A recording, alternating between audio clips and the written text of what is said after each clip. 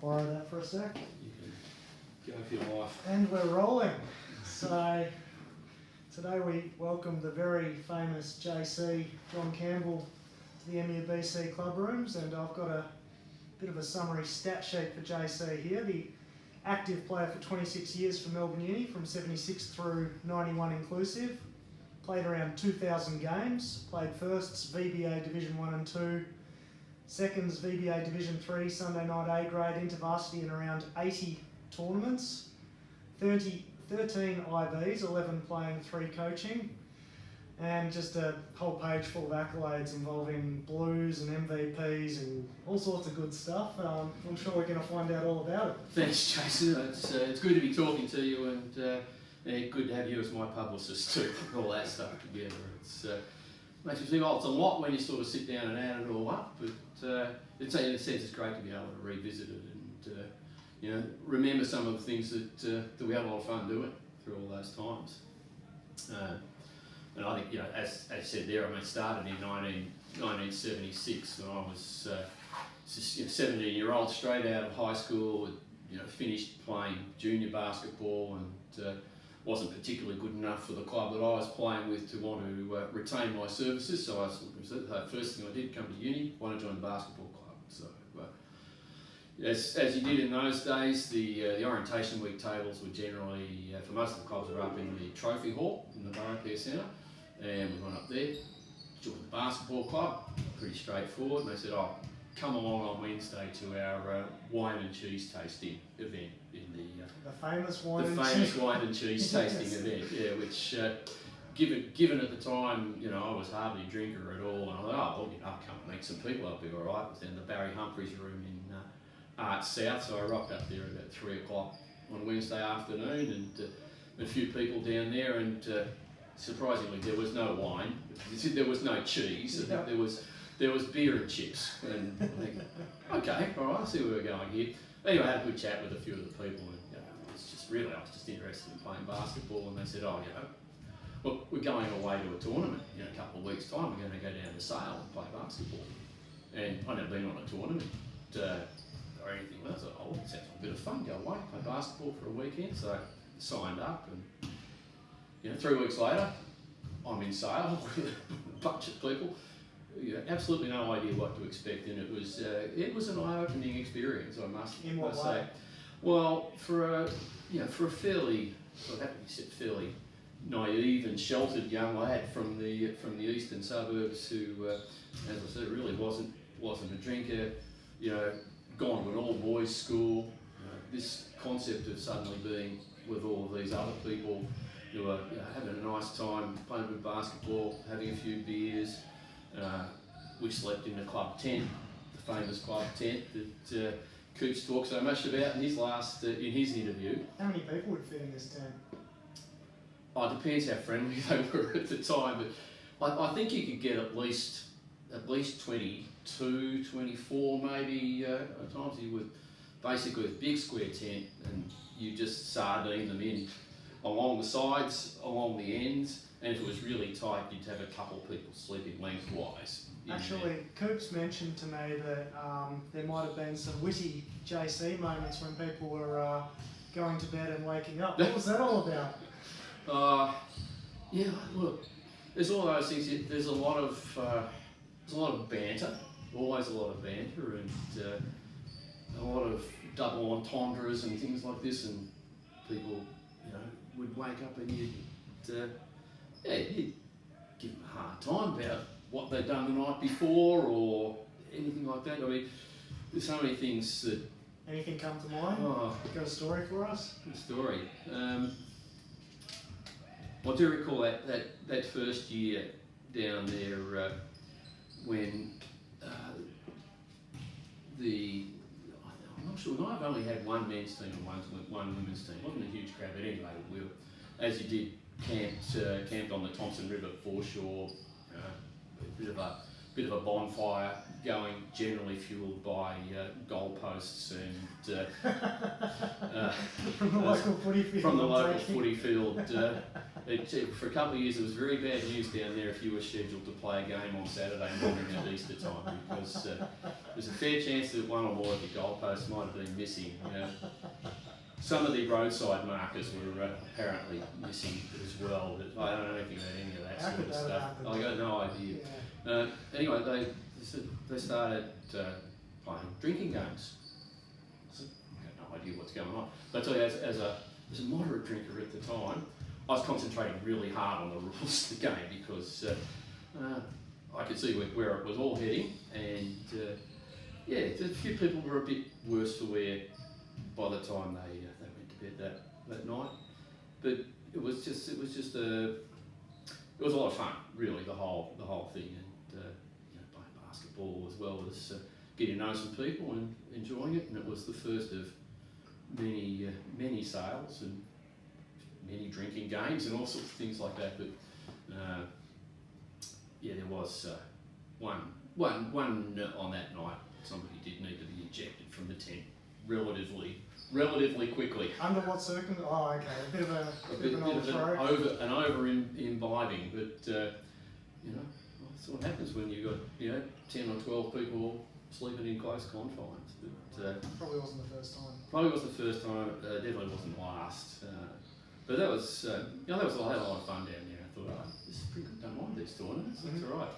And then from there, really just settled into playing basketball with the club and really enjoying it. Started off playing Division 3, VBA Division 3, which was in the seconds team back then, buried in the back courts of the old Albert Park Stadium, courts 7 and 8, way out the back, and training on a Saturday afternoon. It was good fun. Gradually, from there, as I sort of found my feet and got a bit better, set my sights on getting a bit higher up in the first. It took time, probably most of the first year. I was more than happy playing in the seconds and meeting the guys, and the occasional game in the firsts. But I had really good players playing back then. So prior to coming to Melbourne Uni, where had you played basketball before?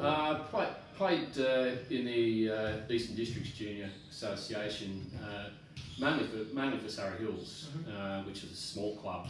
Really started from the Surrey Hills YMCA, and I started playing there when I was about 11, and played through there. In fact, was coaching through there and playing through there until I was about 16, and then went over to Bulleen. So I was playing B grade, went over to Bulleen, played A grade for a couple of seasons over there, with a lot of good players in their A grade team. A couple of them made more of a name for themselves playing footy than they did playing basketball. Was Corey Irving's old man around at that time? Yeah, definitely. And did you ever see him play?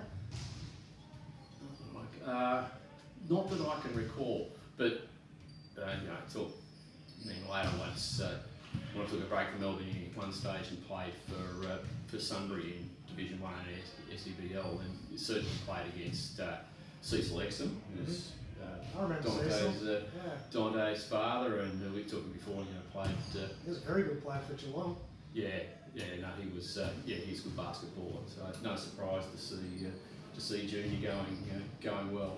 But so I finished with them and ready to move into seniors. But the Melbourne Uni team back then had a lot of good players. Les Walker was good. They had a guy Mike Means, who was an American who was out here.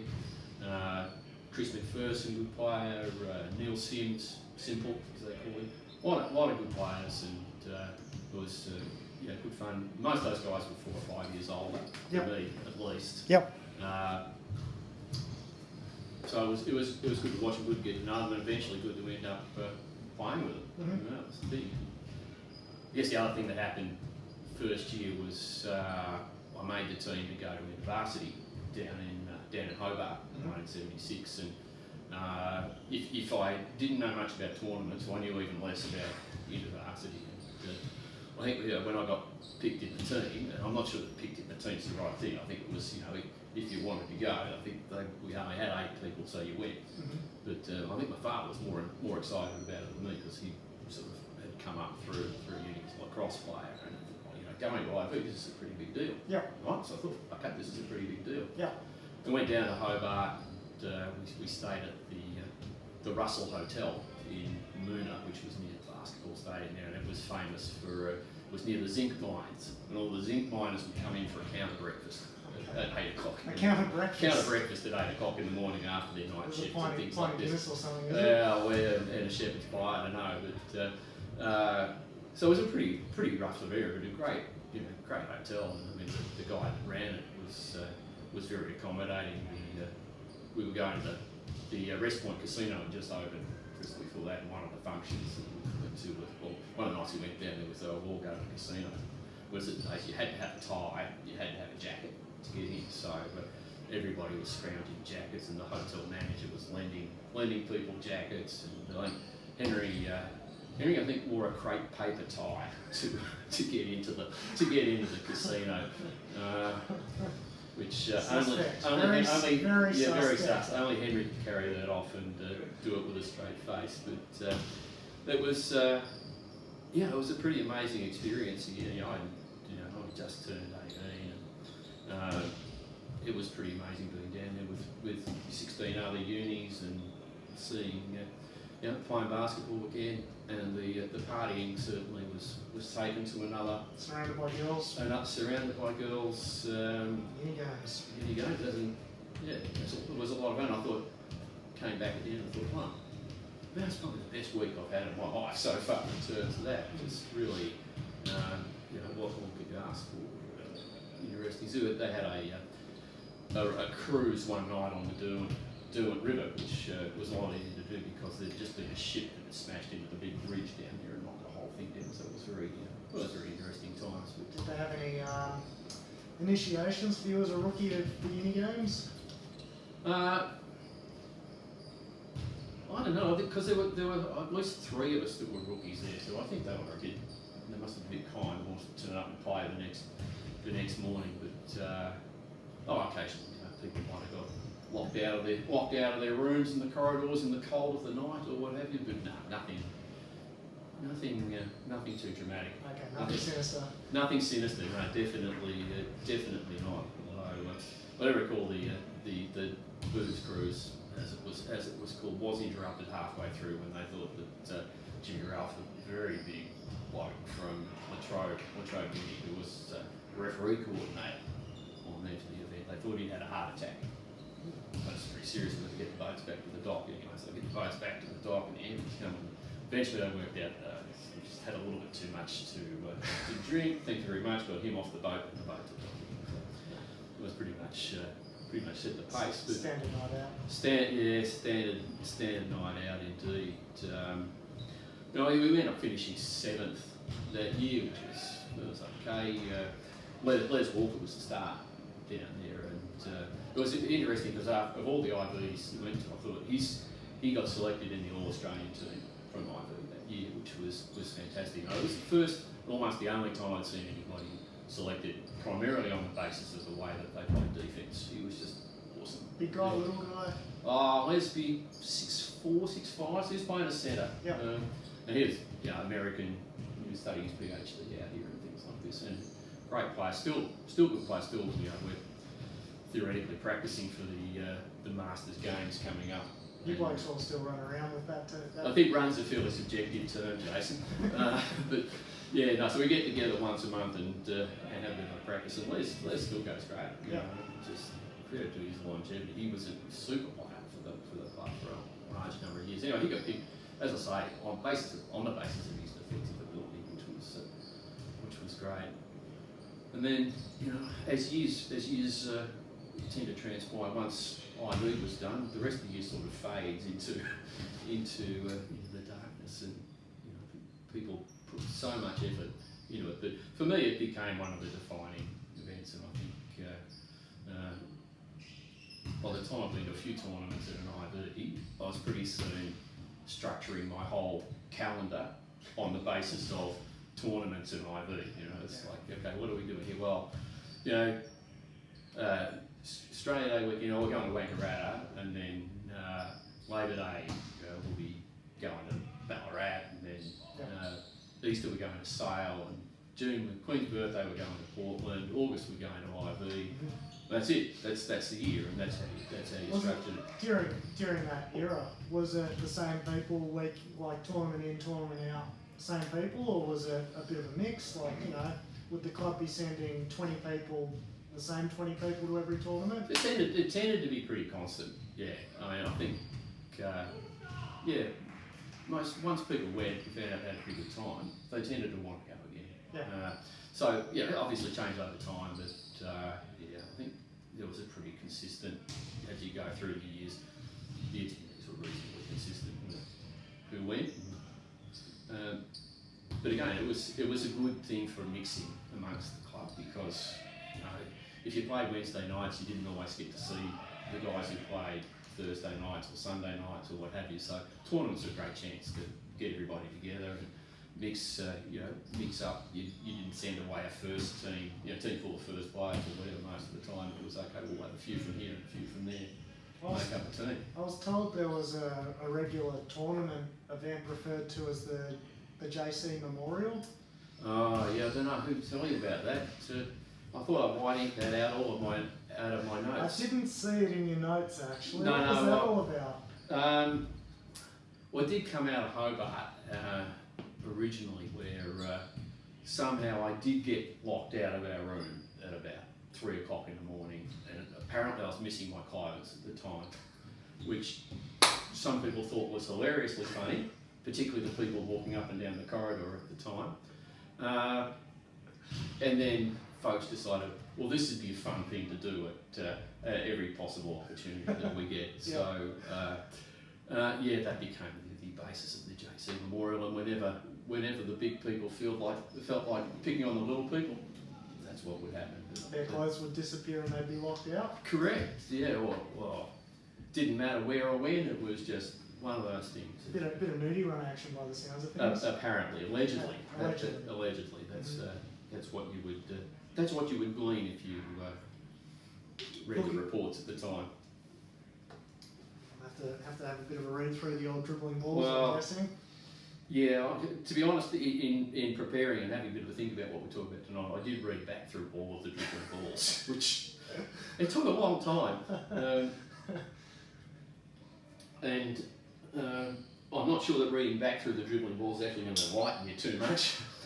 There's a lot of, you had to read between the lines a lot, put it that way, which is probably a good thing. Mm-hmm. Dribbling Balls being our club newsletter that JC actually edited for a very long time. For a very long time, yeah. That was a lot of fun, actually. I really enjoyed that part. And it grew, it was virtually defunct by the time I'd started here, and I think there was like one edition in 1976, and I thought, how hard could this be? We'll start up the newsletter again. So we got it rolling, and it was a lot of fun. Basically, just you include match reports, tournament reports, and encourage people to write them, because it's a great way for people to get their own name into print. Everybody likes seeing their own name in print. It works beautifully.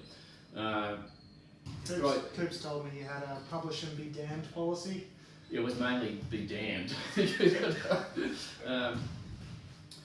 tried not to destroy too many people's reputations, but there was probably a bit of collateral damage from here to there, from here and there. And I think, like all of these things, hopefully I got better at it as time went on.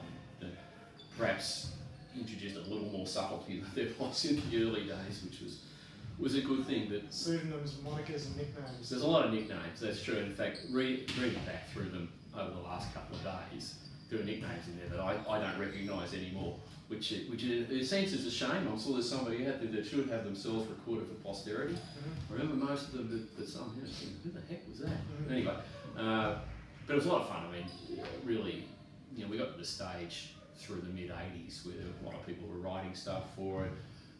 We were up to 20, 21, 22 editions every year. So virtually every fortnight we'd come out with an edition, and branched out from match reports and tournament reports to competitions and recipes, reviews of local eating establishments and things like that, and all basically allegedly amusing. Amusing is often in the eye of the beholder. I thought it was hysterically funny, but perhaps not everybody did. But I was I really enjoyed putting it together. One of the highlights of my week was had a new dribbling balls, you'd take it down the Clyde on Friday night and distribute it after men's training, and just watch people read it, have a bit of a chuckle. That was always. How many people would attend men's training on a Friday night? Oh, it's variable, but probably average about 15, 16, something, enough to have a decent training session. Yeah. And that was, generally the first and the seconds, men's first and seconds train on a Friday night and a Monday night. And, the lower grade teams generally throughout Saturday, what have you. But it was good. I mean, that was Friday night was a lot of fun. Finish study or work or whatever, come to uni, train for a couple of hours, go to the Clyde for a couple of hours, and then go out for dinner afterwards. Then go back to Bowlesy's place after that, or whatever at the time. Tell me more about Bowlesy's place. So is that where the club rooms thing That came from? That is where the club room site came from. And no, Jeff and Sandy were very generous in allowing us to invade their home or homes, as it was very regularly, like almost weekly. It started when Jeff was actually living in Barclay Street, and it just sort of went from there. And it was a lot of fun. Weekly house party? Pretty much, yeah. I mean, well, perhaps not weekly, but pretty close to it. Coops mentioned something about maybe access to otherwise inaccessible NBA tapes and things like that. Yeah, which was again a lot of fun. You get the tapes of the NBA games. Everybody go back there and watch them. Or the big thing was get the highlights tapes. Of all of the cool stuff that had been going on. And a lot of it was set to music and what have you. When you had back in the days of Julius Erving and sort of Larry Bird, Magic Johnson, through Michael Jordan, all this sort of thing, and you'd see the same thing every week. It was the same videotape every week, but the more you saw it, the more fun it was, because you knew what was coming next. You just have a good time watching all of that, and, do that for a few hours until you got tired of that. Then you watch the Blues Brothers or something like that. Then you knew the end of the night was pretty close when Mal Short fell asleep on the floor, and people started putting things in his mouth and what have you. What was the world record of things in the mouth? I don't know. There were raw eggs at times and honey and all sorts of things, but. I heard a story about a bloke who used to play with Stu Verrier, and he's passed out every now and then. The story I heard was a piece of beef jerky up his nose. We would never sing that low, I'm sure. But look, it was great, and as I say, Jeff was Bowlesy was he was a super club man. I mean, he was he still is a very entertaining guy. I read some of the stuff that he wrote in Dribbling Balls and whatever, some of the parties that he ran, really amusing.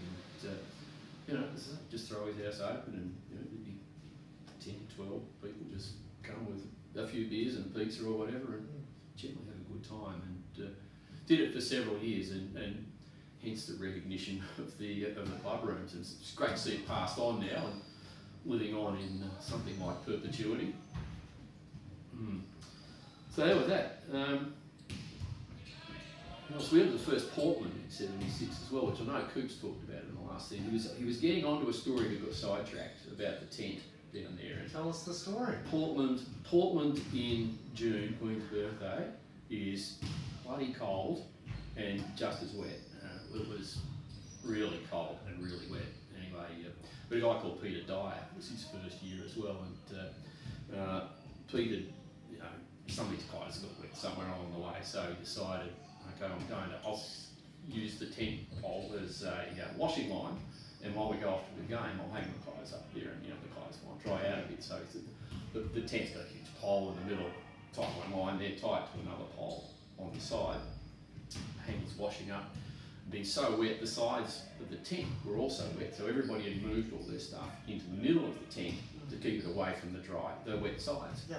Right, great, all went off the game, come back hour and a half later or what have you. Pete's washing line was too heavy and it pulled the centre pole down. So what this had created is a huge funnel where the roof had come down and was happily funneling all the water into everybody's clothes and bags that had been put in the middle to keep them dry. He would have been popular. Very popular Pete, after that. And I think that as much as anything fueled people's desire to perhaps not stay in the club tent at Portland in future years, and led to people staying at the world famous Max Hotel, which keeps also might have referred to. Hosts the famous disco party. Hosts the famous, yes, with Stretch in the jukebox. And who's Stretch?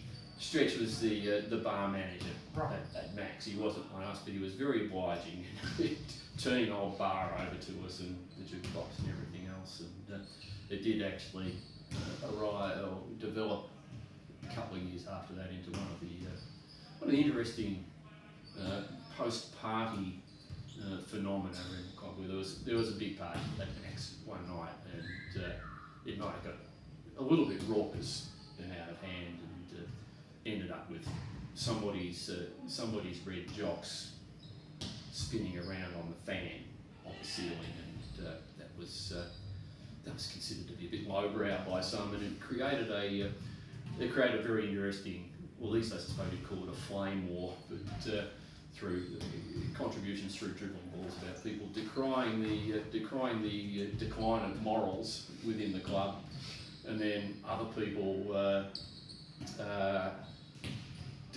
decrying the uprising of wowserism within the club.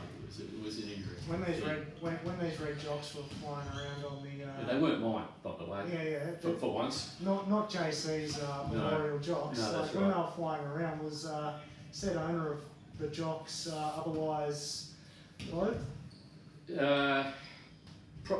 Probably not at the time, but soon after, I'm sure he would have been. But it did. I don't think Jean Pryor Fogarty would mind to say that she was the one that was having the tongue-in-cheek go at the morals, and I don't think Bolsey would mind me saying that he was the one that was leading the vanguard of anti-wowserism.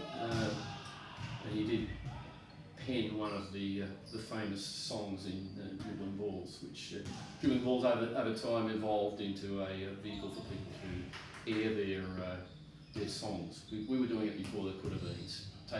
Take a tune, write some lyrics to it that had some relevance. And Bolsey's. I did read something about a band, maybe. Oh, the band. Is that different? Yeah, that was different. You get to the band eventually. The band. But no, Jeff did pen a very interesting song called Mrs. Fogarty, which was to the tune of Mrs. Robinson from the Simon and Garfunkel song from The Graduate, which Cuckoo Cachoo Mrs. Fogarty was a very nice piece of satire. So things like that happened. But she's right. The band was much later. The band was more around the early to mid 80s. It was called Hi, I'm Gary. Was the name of the band. What does that mean? What does that mean? Well, it was put together by a guy, one of our club members, Gary Pendlebury, and Gary was famous for at soccer function being out of leather. It's his line to approach the girls with was he'd just come and say, "Hi, I'm Gary." As if this was going to miraculously. What was it? Anyway, so he and a couple of mates decided they'll form a band. What they call the band? We're going to call it Hi, I'm Gary. Gary, it's my band. We're going to call it Hi, I'm Gary. All right. So it was him, Simon Brown-Greaves, was playing the bass. So Gary played the guitar, did the singing. Simon Brown-Greaves, club member, played the bass. Chris Morrie, another club member, played guitar. Spike. Were they any good? Burns. They were entertaining. Yeah, they were never going to go pro, but they were a good club band, if you like. You know, they'd play covers of a lot of stuff. We had a club band that We played had covers. a club band that played covers. Absolutely, we did. Winnie Burns, Spike, was vocalist, and they had a ring-in for a drummer guy called Steve. Bolsey and Trevor Smith were sort of doing the roadieing and the lights for them. And they had a couple of very pretty well attended performance. They had one up in the trophy hall one year, which was bigger than Texas, like the whole. There was a lot of people there, and fantastic. It went off, and they played a couple of gigs at the Stockade Hotel in Fitzroy, which were almost like real gigs. And of course, I don't know that anybody other than the club members were that much interested in it. And the other thing they did, which I'd forgotten about, was at the final dinner at the Swan Hill IV, they played that night. They were the entertainment. Wow. So they were good enough to do that, and it was very entertaining. Speaking of Swan Hill, there used to be a very famous tournament that no longer runs there, but one of the big country ones was the Swan Hill tournament, right? Swan Hill was big, always went to every year over sometime between Christmas and New Year, and we'd often have 4, 5, 6 teams from Melbourne Uni. From Melbourne Uni up there. And is it true that there were National League quality competition there? There was, as always. The A grade comp up there was always pretty strong. Most of the time we were sensible, and our top team would play A reserve. But a few times we obviously got tickets on ourselves and thought we could play A grade. And we copped some good buildings in there, but there were a lot of good players went through there. A lot of the Adelaide First Division teams and National League players would come over.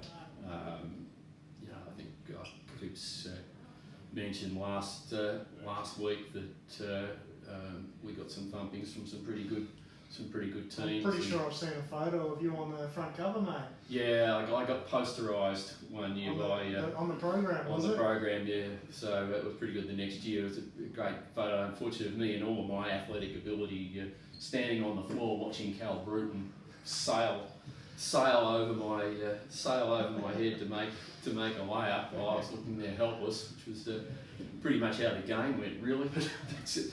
It's a small claim to infamy than anything else. But as I say, it was even though the same thing happened down Warrnambool. Occasionally we'd enter A grade down there, and a lot of good teams play down there as well. And you didn't really have any great chance of winning, but as a player, I think you always wanted to test yourself against the best. Yep.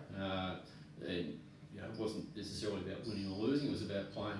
Saying, well, I can be on the same court as these guys, and hold my own in a sense without ever really threatening to win the game. So I always enjoyed that. In those sort of circumstances, you don't mind losing a game by 30 points against a bunch of quality National League Division 1 players. It's that's how you find out how good you are or how good you aren't. What would you say would have been the best game that you were involved in with Melbourne Uni basketball?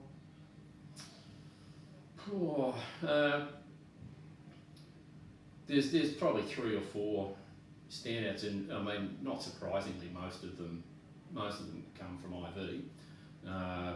Certainly the semi-final IV in 1978 up in Canberra when we played Monash. Amazing game of basketball. I think the final score was 84 to 81, something like that. Monash heavily favoured to win ahead of time. Had a bunch of a couple of good Division 1 players, Gary Voss and Neville Beer, and it was an amazing game of basketball, really. And Henry talked about it last week, some of the details of how we had Ray Watson dealing with Neville Beer, and Les Walker, we talked about before, who had the job on Gary Voss. He was a big guy, really good player, and Les really took him out of the game, which was a key. And that was this is one of the best games I've ever played in. The final the next day against Adelaide, game win by a couple of points in overtime. A lot of people said that was one of the best IV games they'd ever seen. Many people there to see it. Well, I was just thinking before. I mean, that's what made the grand finals at IV so memorable. Is you would be playing in front of everybody went. All of the teams, and in those days there were probably 20. Most of the time, it'd be about 20 teams, men's and women's, so 40 teams worth of players. So you're probably close to 400 people watching the game, which for a lot of us would been the biggest crowds we were taking. They were right into it. So that was exciting. no question about it. But, you know, again, to nothing quite like winning an IV, and so that game in '78 certainly winning in overtime. Again, you know, Adelaide were probably favoured to win. They're a strong team, but again, you know, I think most of our IV teams, the hallmark has been, you know, we were a team. Very rarely did we have players from outside the club. Most of them were homegrown players, whereas a lot of the other unis would have, you know, ring-ins from others, which is fair enough. They're students, no worries, go for it. But I think, you know, we had that strong sense of teamwork, and '78 was a classic example of that. The other one, you know, I think sometimes in all sports, you remember the ones that get away more than the ones that you win in some senses, and one would remember whether they haunt you along the way. But certainly the grand final in 1987 over in Adelaide, when we took on Adelaide over there, was that was a pretty good game too. I mean, Adelaide really strong team at home.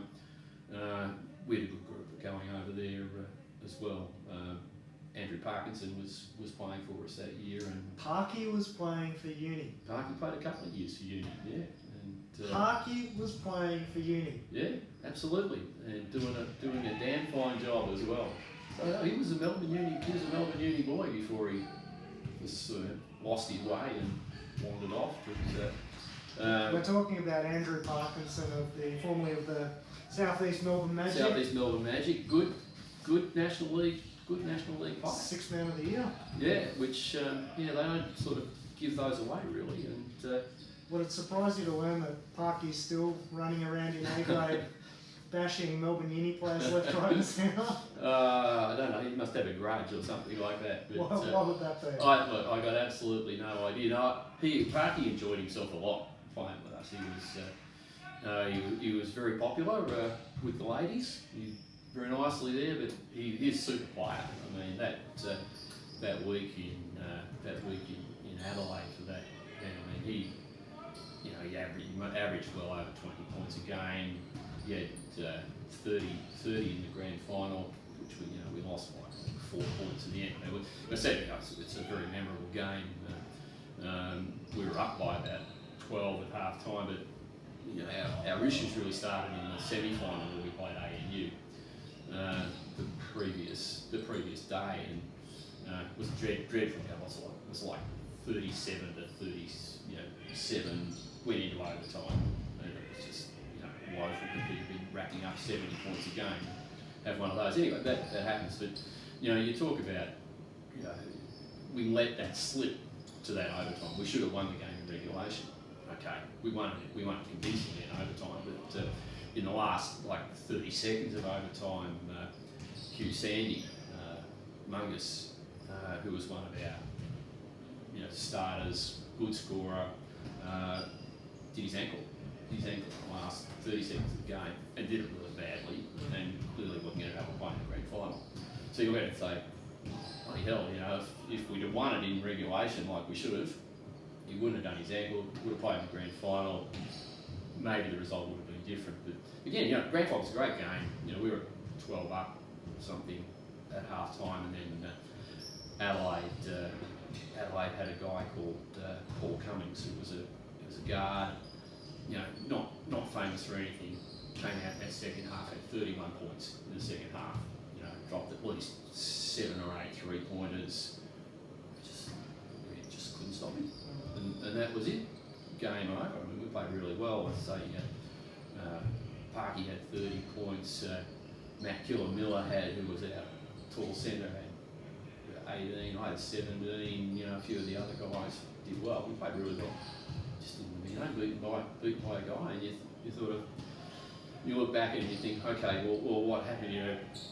Okay, I played against Carl Luke, who in that game, who had been their leading scorer, and I was really pleased that I was able to pretty much blanket him out of the game. And Trevor Smith was playing on Paul Cummings, and you think, oh, what if I had been playing on Cummings and Hugh had still been there and played on Carl Luke, and then you think, Well, actually, Smithy's probably a better defender than me anyway, so if he couldn't stop it, no one could. And, you know, who knows, you know, if Carlwood might have shot 30, doesn't matter. You know, it's always buts and maybes, but as I say, it's the ones that get away sometimes that haunt you more than anything else, because you just don't get many opportunities. Having said that, we lost the grand final in the previous year's IB as well up in Queensland, so that wasn't so good either. But we didn't play well up there. Here we did play well. We had a really good chance to win. So prior to that, there was an invitational tournament that Coops mentioned in Fiji in '84, was it? Fiji in '84, yeah, that was an interesting tournament.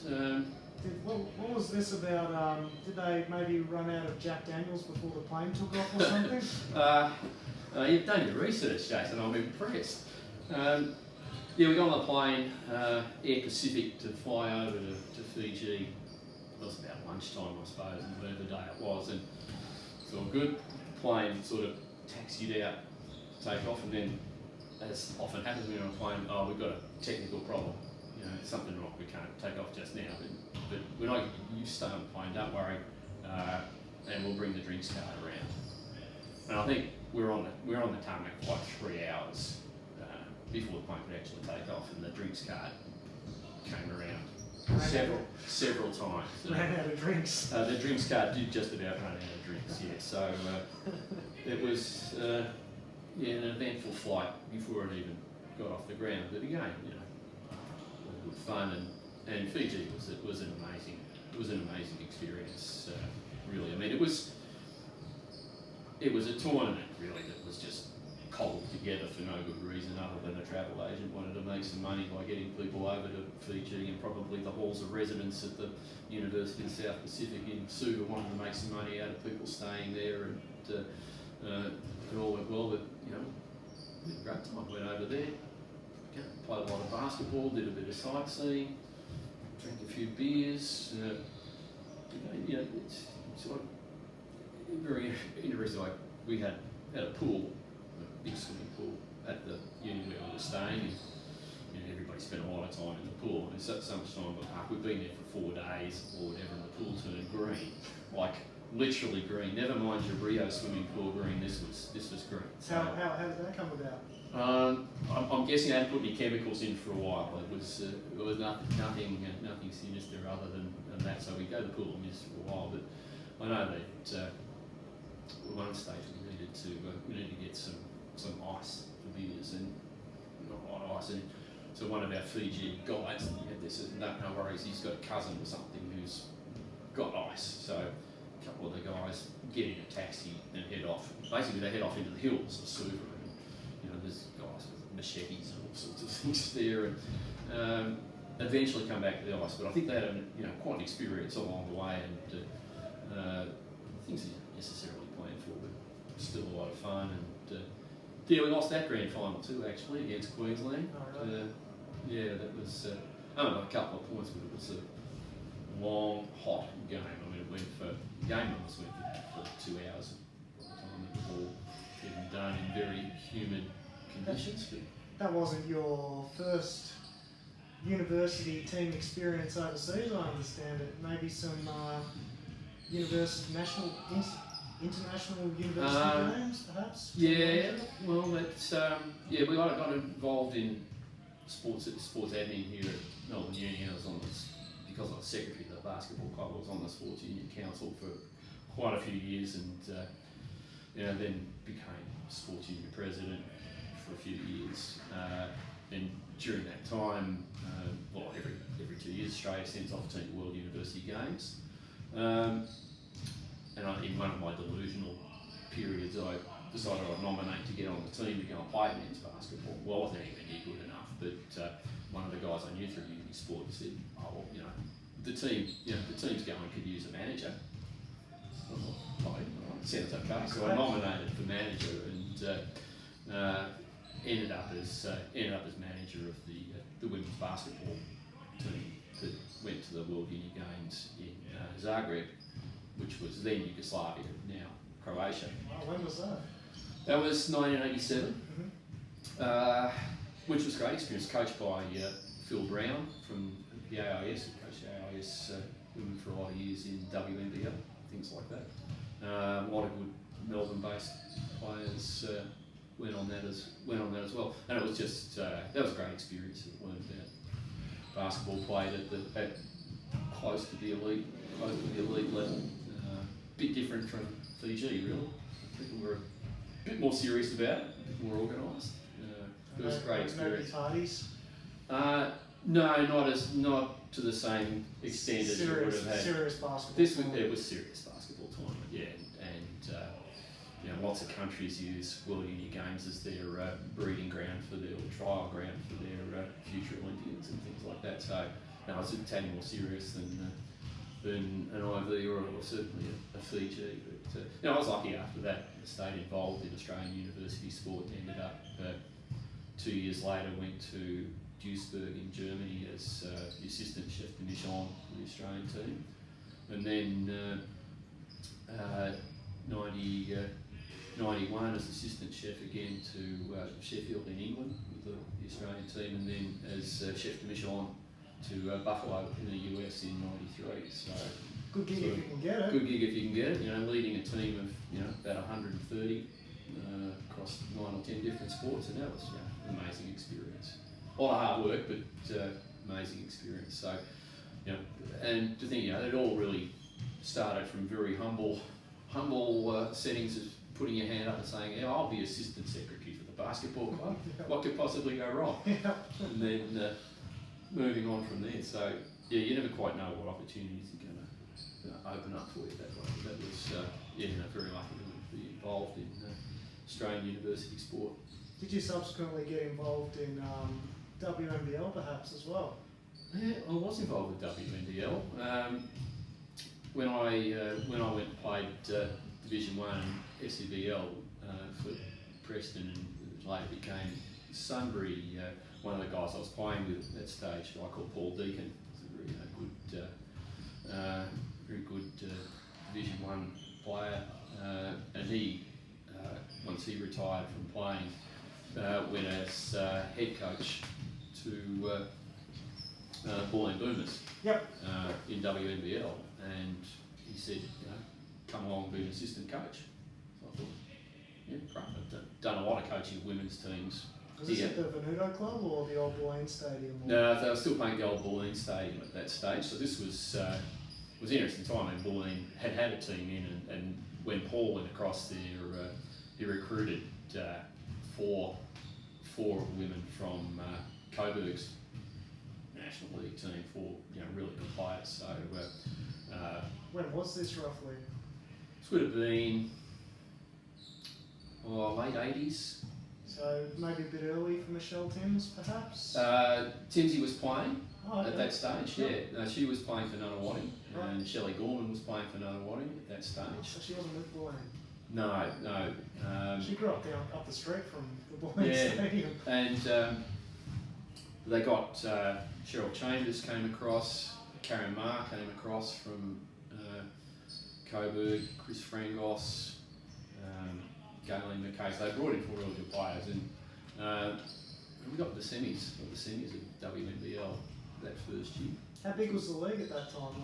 Was it a Victorian league at that time? Oh no, this was national. So there was flights involved? And So we were up to Sydney and Brisbane, Adelaide. Who was paying for all that? Did you have sponsorship or? Well, there was some sponsorship, but I think it was fly by the seat of your pants. Really, there wasn't a lot of money in it at that stage. Certainly no money in it for the coaches. I can tell you that. But it was great.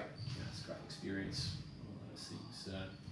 Really enjoy that and learn a lot, and learn what it takes to be a good coach, and hopefully be a good assistant coach and things like that, which was valuable. I sort of went on from there and coached Waverley's women in CVIBL for a couple of years in the championship division. CVIBL stand for? Well, it's Country Victorian Invitational Basketball League. Waverley's a metro league too. Well, and it's all changed since then. So the leagues combined, and was Waverley considered country back then? No, and because they played, there were metro teams in it as well. It was just what they called the league. But there was also, you had your Morwell and your Ballarat and Swan Hill and Mildura. So there were a lot of country teams, but there was like they split them up. There was, you know, pretty much half country, half metro. You mentioned before a Preston team in the SEBL, I believe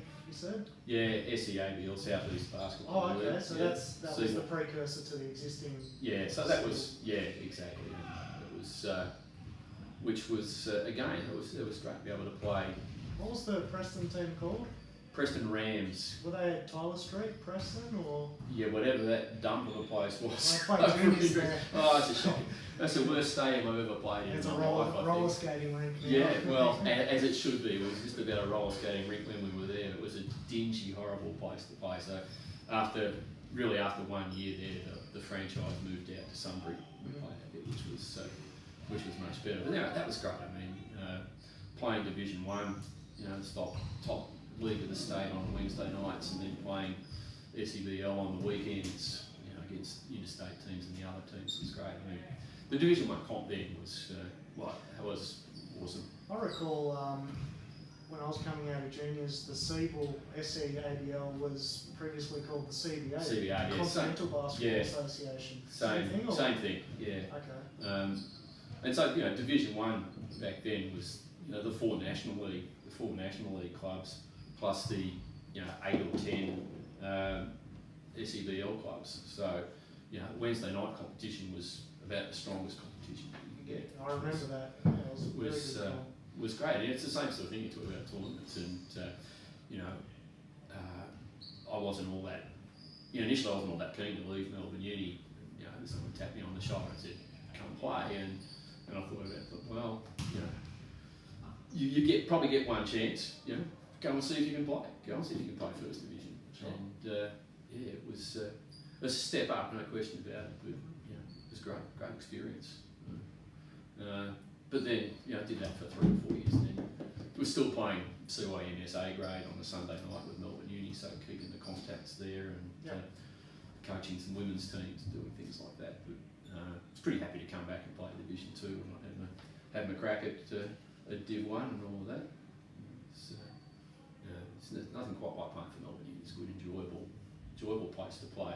Mm. Yeah, well, you had an incredibly long career there, so... Yeah, well, and you know, again, you don't sort of there here. Yeah. Well, perhaps we've got our own room now. This is cool. It's good, isn't it? Yeah, look, it is, and you don't sort of, when you come and join as a fresher at uni, you don't think, oh, I'm still going to be playing here in 20-something years' time. Well, it just sort of happens. You have a good time. Mm-hmm. You keep doing it. And you don't sort of add it up until you sit down and do something like this. You say, oh, well, you know, it was a long time, but it's great to have that connection. And I mean, you still feel it. I mean, the night we came here for the alumni night was fantastic. This year? Yeah. It was sort of like, you know, you haven't been away. Lots of things just sort of felt the same, and you still had that connection, which was really nice. And you know, I thought that was a great initiative by the club to do that. We're hoping to do another one next year to give the people who didn't make it a chance to come. So I think there'll be a lot more I hope so. next year. I mean, I think those of us who came had such a good time.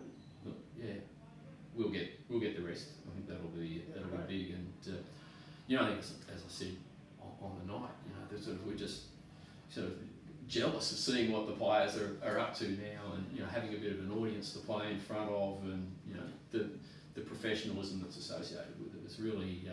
How would you compare the standard that you saw this year at Alumni Night to the standard that you were playing with and against at that time? Yeah, I've been thinking about that, and I think, you know, athletically, you know, people are bigger, faster, stronger, no question these days, and we would, you know, a lot of people, like, we would probably struggle there. I mean, you know, you're the shortest guy out there, and you're, you know, probably 3 or 4 inches taller than me at least.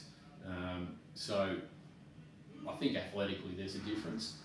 You know, I like to think that, you know, people who are good in one era would be good in another era given the opportunity to do that. Parky's still tearing everybody well, there you go. Sunday night. Yeah, and that's it. Yeah, that's it. I think, you know, when we played, we had good skills. You know, we understood the game. We probably didn't work as hard at it in a lot of here as you guys probably do. I don't know how many times a week you guys train, but you know, we train twice a week, and that was okay. But yeah, look, you put our best against the best here.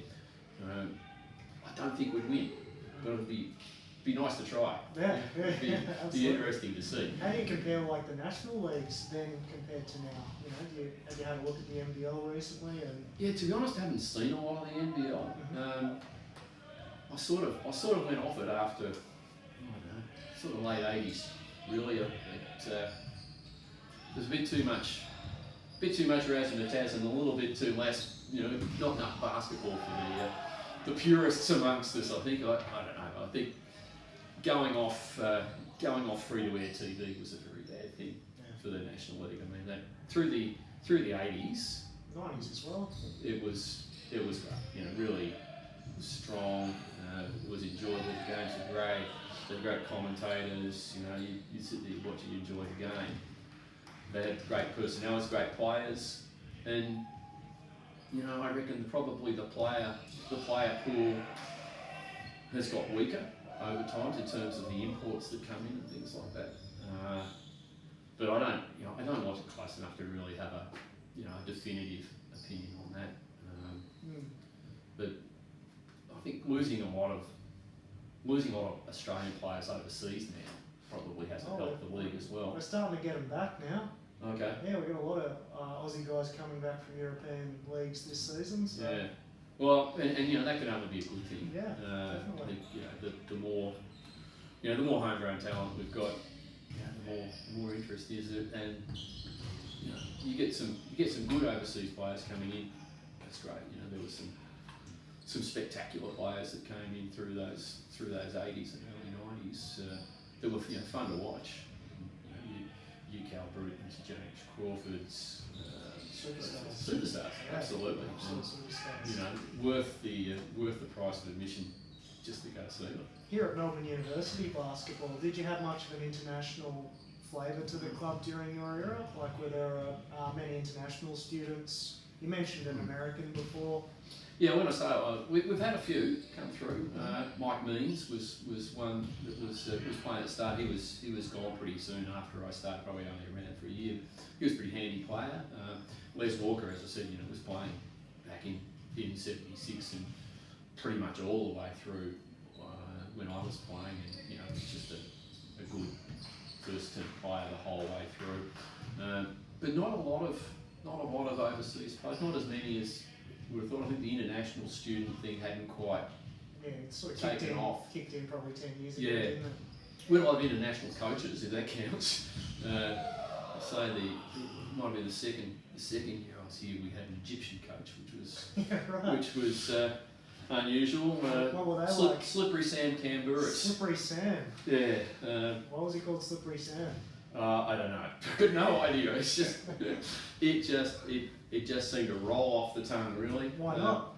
But anyway, I think he rocked up and he told us that he was a star of the Egyptian national team or something like this, which I think is just the first 5 tallest blokes you could drag off the streets of Cairo or something like that. Anyway, he coached for a year and we learnt the Egyptian shuffle. We called it the Egyptian shuffle. How did that go? I got no idea. Not sure I even knew it then, to be honest.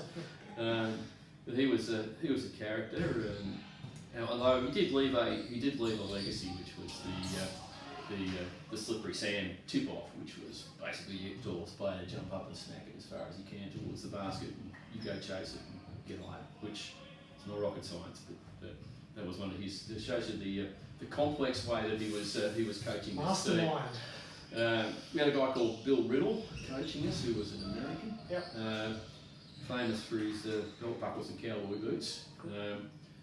And yeah, I don't think he was much of a coach, but we struggled to get coaches a lot of the time. So I was lucky we had Henry doing as long as we did, because it was pretty hard to get good people along the way. How did Henry go?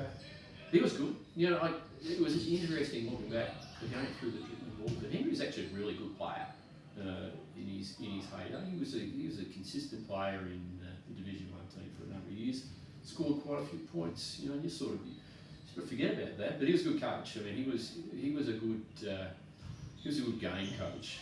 He was very good picking people for the jobs that needed to be done, and not necessarily sticking to the tried and tested formula. It was horses for courses, and he was very successful. I mean, that game that we played at semi-final against Monash in '78, and we were talking about before, where we had Ray Watson playing really well, and Henry didn't start him in the second half.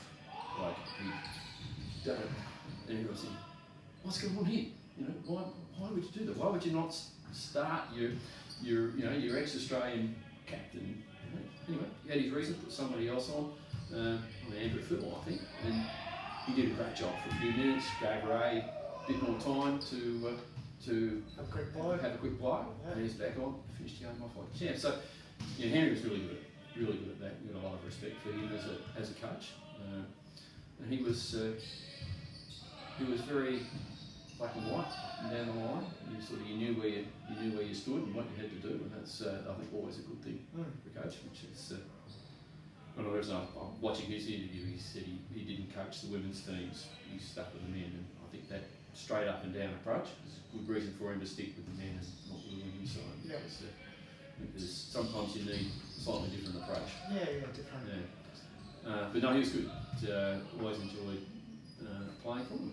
Looking forward to him coaching our over 55 team up in the Gold Coast at the Masters. When's that?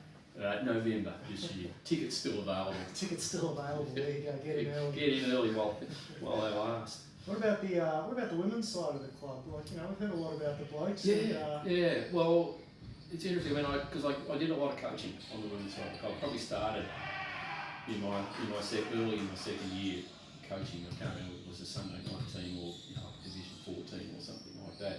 One of the high grade teams, and it was. I mean, you talk about different times back then. That would be 1977, and I had to pick up a couple of players to take them down to Albert Park for the game. Must have been Sunday night, and they were both in halls of residence. First years in halls of residence at St Mary's. So staying on campus here. Staying on campus here, living in halls of residence, and St Mary's Catholic College, and so I park the car up the front and go up the front door, huge oak doors at the front of the college, and go to open the door to go in and pick them up for the game. It's like 7 o'clock on a Sunday.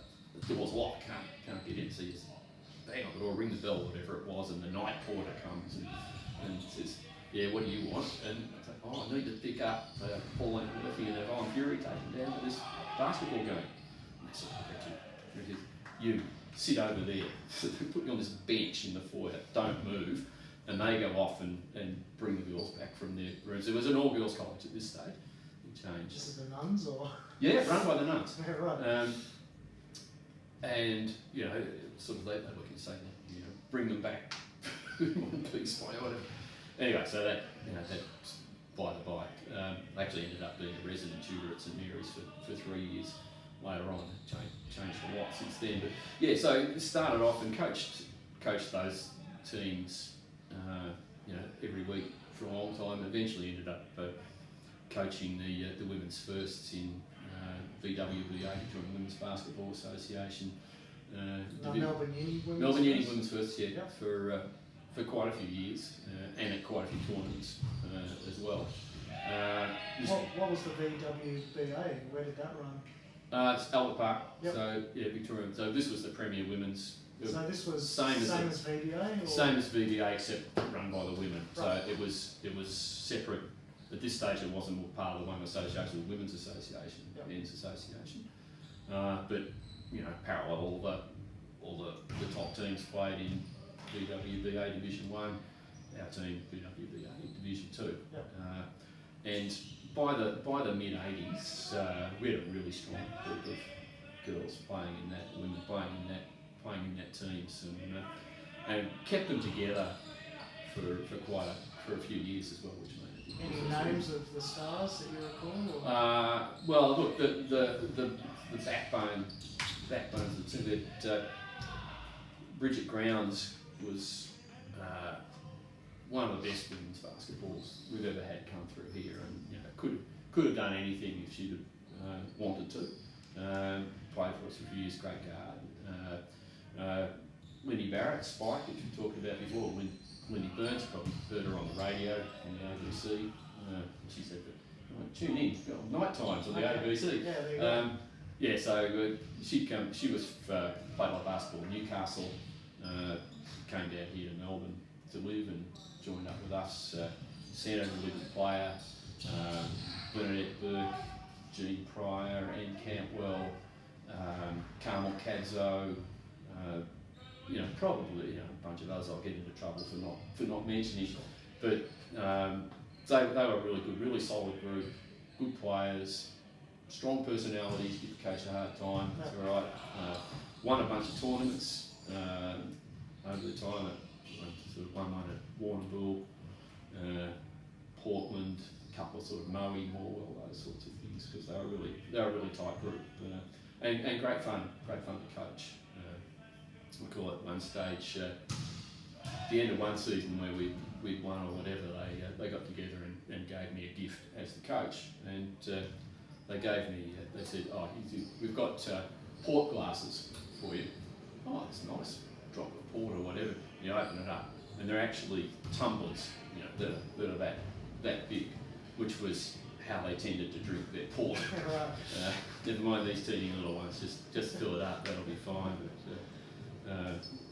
so they were a good group. It was good to play the game, whatever. And then in those days at Albert Park, there was a bar at the back of the I remember park. it, yeah, with the barbecue. Pete's Bar, Yeah. or I changed its name to the Last Basket or something at some stage. And I think it was the house that Lindsay Gaze used to live in when he was managing the stadium. It was great fun to go out there and just have a couple of beers after the game. Yeah, off you go. And they're a good social group like that as well. So that's a lot of fun coaching them. And learn a lot doing it as well. Do you remember Coops telling us a story recently about a tournament with the famous club tent where people were selling all his gear together?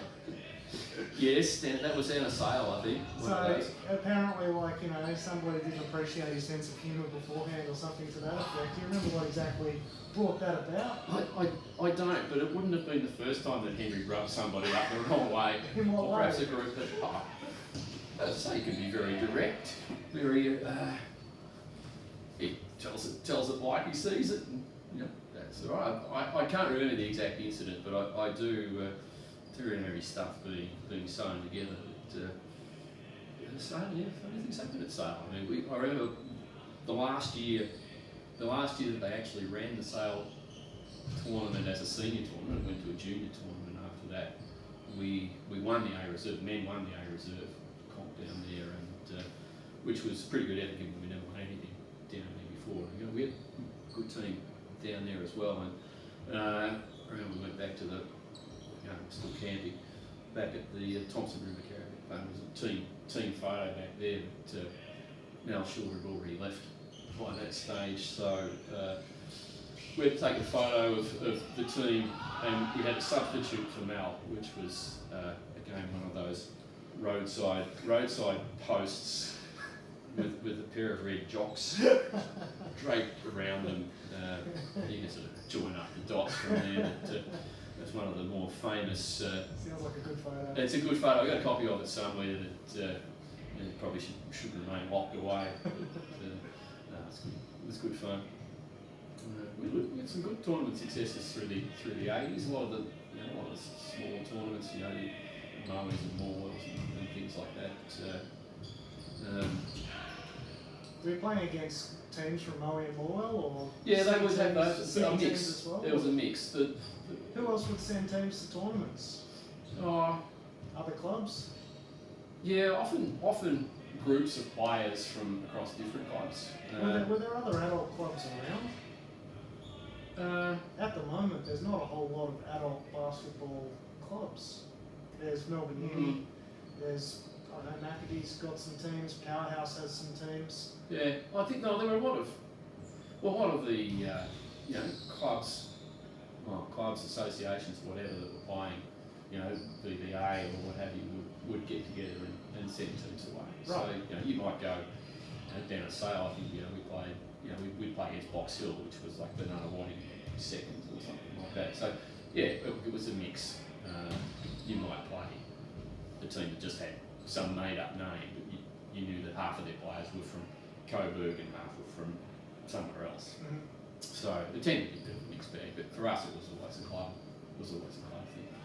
It's, you know, important sort of social fabric type of thing to get everybody together and do all of that. Bit of fun. So Uni's a unique club like that, I think, because we don't have that junior feed coming through, so we don't have a lot of ready-made players walking through the door saying, well, you know, I've played for you for 10 years, I'm going to keep playing. So we've got to have something that sort of brings everybody together. That's always been the thing, but it's interesting having, you know, having the cohort that we do. I mean, a number of times, I remember once at the Canberra IB, there was an incident on the dance floor, I think, where Matthew Peckham, a guy from Monash, had whacked one of our boys, might have been Graham Clark, whacked him in the mouth for some reason. Anyway, they bundled him off somewhere. Skippy went with him. And Skippy stitched him up in the local hospital or whatever. Skippy was using final year of medicine or whatever. I can do this. Stitched him up. Back to the function. Not totally unheard of in more recent times, I suppose. I mean, Bolsey was famous for getting injured at tournaments one way or another. I mean, coming home from one of the tournaments, might have been a Ballarat or something like that, and he'd copped a whack over the eye, and just, you know, he doesn't worry about the time, he just keeps playing, the usual sort of thing, and but it was clear he could need some stitches, so we took him back and went, you know, his wife Sandy, vet nurse, went to the vet surgery. My wife, Max, doctor, goes there, you know, Sandy gets the stuff, Max stitches him up, off you go. Good to go. So, good to go, yeah, been stitched up at the vet surgery, what could possibly go wrong? So there's some benefits in, having some academic training along the way. I think I read about that Skippy stitching up incident in an article written by maybe Lou Richards or something. That's right, yeah. After we won IB in '78, the Sun, or now the Herald Sun, did an article, and Lou Richards wrote it, ghosted by Tom Pryor. Famous Lou Richards being a famous footballer, TV, footy commentator, personality, yeah. And his stuff in the Sun was always ghosted by Tom Pryor. Tom Pryor's daughter Jean was playing for Melbourne Uni at IV, so she had the in there, worded him up, and they came up to the uni here and interviewed us all, and got as much of the story as we could reasonably give them. Took a photo, and that was it. You know, back page of the Sun. We're all pretty big deal. We're all legends. Yeah, well. Back page of the Herald Sun's a pretty big deal in Melbourne. It is, and you know, we thought, yeah, this is pretty cool. So that's like always. I mean, it's not what you know, it's who you know. In some instances, we were lucky that we had that entree there through Jean. It was her idea to do it and make it happen. And it was our 5 minutes of fame, one morning of fame, put it that way. Nice. Yeah. So. There you go. I don't know what else you want to know.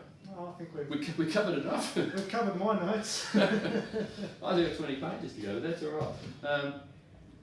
But you know, it's great to look back over that time, and it's great to still be connected. And you know, I'm sure the other alumni, and whatever, as time goes by, you know, build it up, and you know, just congratulate yourself and the club for actually going to the effort of getting the alumni back and doing some of the history, because it's been crying out to be done, and good to get it going while some of us can still remember some stuff. I heard rumours of this famous dribbling balls newsletter for about 10 years before I actually saw one. Yeah, look, if you've ever got a quiet 3 weeks I think it'll be Christmas holidays this year. I might have to get through more. Yeah, you might need a translator. A lot of it doesn't probably, if you weren't there, probably doesn't stack up to it. It's good fun for those of us that were, and we think, I would say, so when I started doing it, dribbling balls, you had to cut a stencil to photocopy. What does that mean? See, I do you, and you're way too. I might have a bit of an idea, but what does that mean? Basically, it's sort of like a carbon paper type of thing with a plastic cover, and you put it in the old manual typewriter. Yep. And you belt the keys of the typewriter. It wasn't even an electric typewriter at this stage, and it bangs into the carbon paper. Yep. And then they take the stencil, they peel the plastic, they wrap it around a drum on like a Roneo machine, and paper in, and somebody cranks the handle, and it goes through the machine, spits it out the other end. So we're talking third world production of newsletters back then, because personal computers hadn't been invented back in 1976. You weren't just writing it by hand. So by the time PCs came along, we were pretty happy. We didn't have to do all that mucking around it. We think, how good would it be today? You just dish this off, email it to everybody, it'll be happening. I created a website, and we can upload what we want. Absolutely, and how good's that? Then I think, I'm sort of glad in some instances we lived in an era where everybody didn't have mobile phones taking photos and videos of everything that was going on. There's a lot to be said for remembering things the way we thought they were, rather than actually seeing the evidence to prove otherwise. I'm more than happy with that. Yeah, certainly. Yeah. Oh, well. Thank you so much for your time today, JC. Nice. It's been good fun. Yeah, great stories. And I look forward to seeing the rest of the series. Tell me who's coming up next, and I'll give you the dirt on them like they've obviously given to you. Beautiful. Thanks, right. Jace. Thank you. Appreciate it.